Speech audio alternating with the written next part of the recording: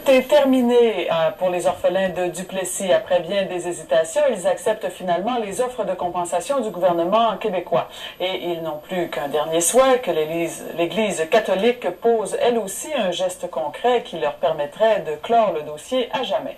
Gilles Sirois. On a pogné nos épaulettes. On a dit oui au gouvernement.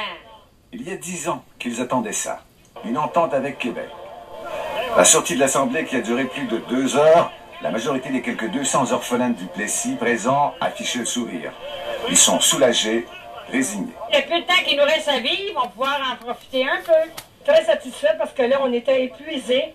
On est rendu au bout du rouleau, on a été obligé d'accepter la montante dérisoire du gouvernement. Leur président, qui réclamait des dédommagements 2 fois plus élevés que ceux acceptés, parle aussi de lassitude. Les gens sont épuisés, les gens sont fatigués. Ça fait 10 ans que le dossier existe. Donc, c'est évident que de ce point de vue-là, mettre fin à ce dossier-là est une excellente chose pour tout le monde. L'offre de Bernard Landry a donc été acceptée à l'unanimité.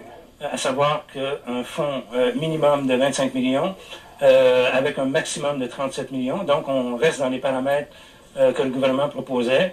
Et en raison d'une moyenne là, qui peut aller de 25 000 par victime. Les orphelins ont également demandé à l'Église de s'impliquer dans ce règlement. On demande à l'Église de participer selon financièrement si possible, mais je veux dire, on ne peut pas l'obliger. Mais on souhaite que l'Église fasse sa part dans cette réconciliation nationale. Le premier ministre Landry, qui est à l'origine de ces propositions dites finales, parle d'un dénouement digne et honorable. Je pense que l'ensemble de notre société doit se réjouir de voir que nous allons mettre dans la dignité et l'honneur un terme à un épisode de notre histoire qui n'est pas le plus glorieux.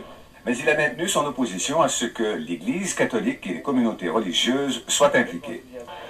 L'entente vise environ 1000 orphelins de Duplessis qui ont été faussement diagnostiqués déficients mentaux dans les années 40 et 50.